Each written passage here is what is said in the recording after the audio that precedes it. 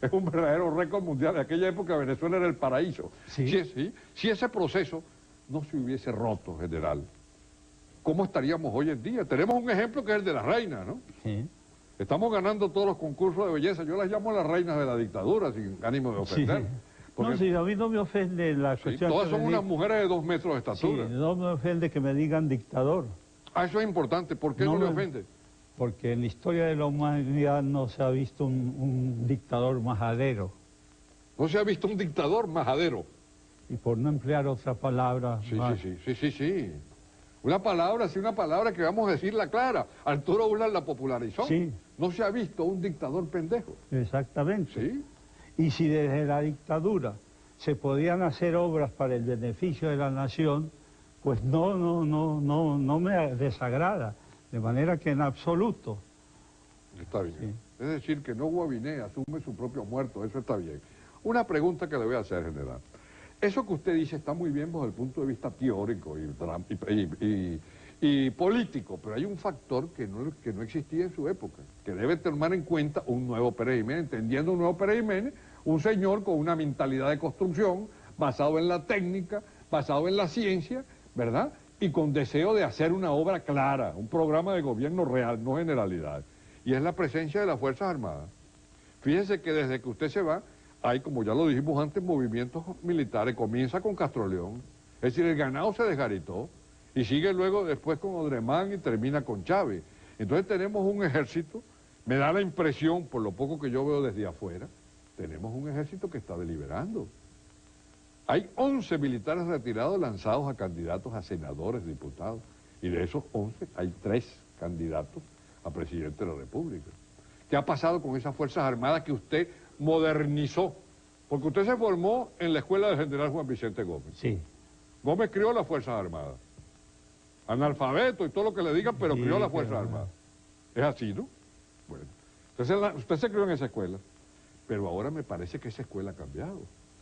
Bueno, yo quise hacer Decenas de militares retirados lo están viendo y militares efectivos. Es bueno que se diría a ellos. Yo había pensado en constituir las Fuerzas Armadas como institución modélica en el país, es decir, la institución en la cual se fundamentara la transformación racional del país.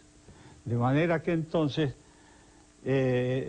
tenía que procurar mejorar los cuadros de oficiales de las Fuerzas Armadas y otros cuadros de suboficiales, etc.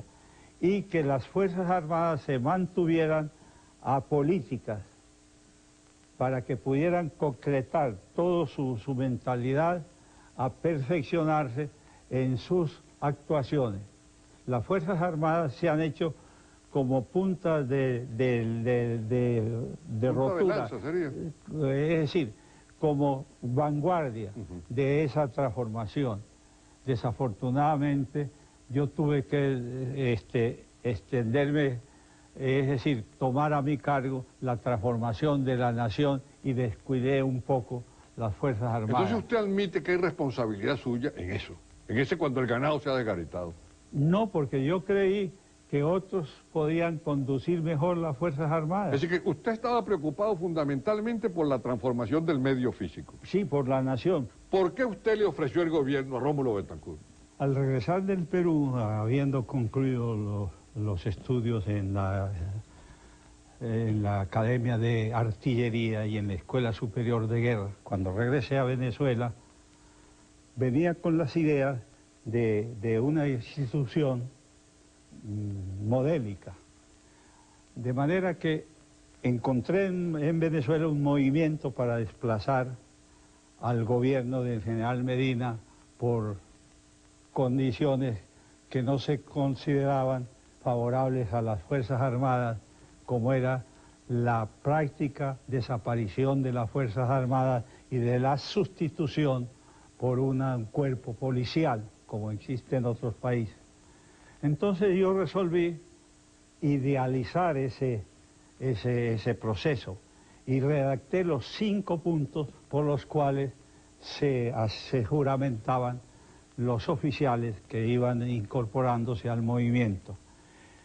De manera que eso, el primero de esos 5 puntos era que las Fuerzas Armadas no iban a asumir el poder, sino que se iban a mantener dentro de los cuarteles y que serían venezolanos capacitados y con suficientes credenciales los que tomaran el gobierno.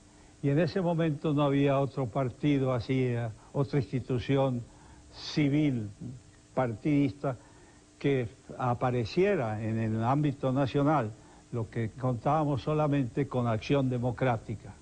Pero vamos a unos cortes comerciales y ya regresamos porque hay un problema muy importante.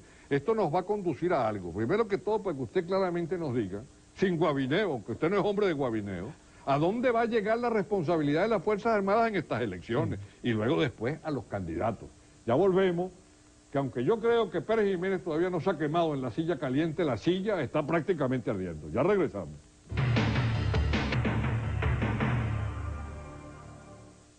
Antes de los comerciales, hablábamos con el general presidente Marcos Pérez Jiménez en relación con estas elecciones, que tienen un elemento que no estaba presente en elecciones anteriores. Me refiero a la presencia militar. Hay candidatos, usted los conoce, y hay inquietud en las Fuerzas Armadas por esos mismos candidatos. Usted ha vivido las situaciones más calientes que presidente alguno le ha tocado vivir en Miraflores. Entonces yo me pregunto, ¿qué va a pasar en Venezuela? ¿Qué va a ocurrir con las Fuerzas Armadas? Usted que las debe conocer como la palma de su mano.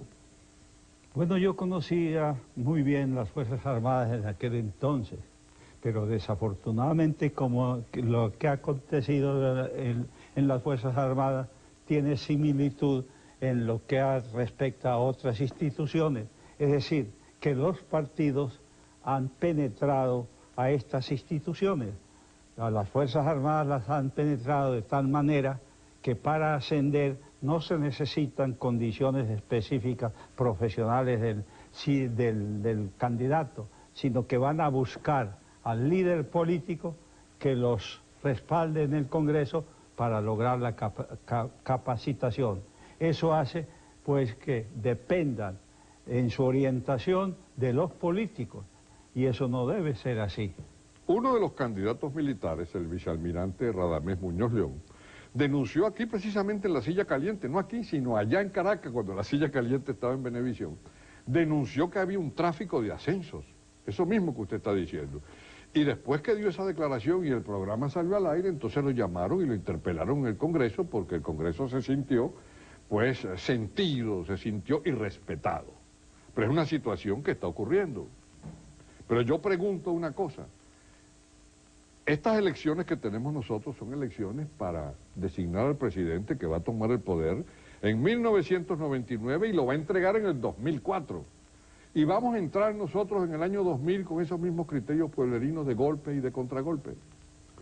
¿Qué posibilidad ve usted en Venezuela? ¿Una guerra civil, un golpe militar o un Pinochet? ¿Será Caldera la antesala de un Pinochet? No creo en eso. En Venezuela hay que tener cuidado porque hay una tendencia a barrer el sistema, porque el sistema ha resultado contraproducente. De manera que una de las posibles salidas es que haya un movimiento popular, quizá mezclado también con algún movimiento de las Fuerzas Armadas, para barrer el sistema. De manera que eso podría suceder. ¿Cómo se evitaría eso? Pues antes haciendo que los partidos disminuyeran su influencia en las otras instituciones. De manera que ahí o se va a la reforma del sistema o habrá en algún momento un brote que deshaga el sistema.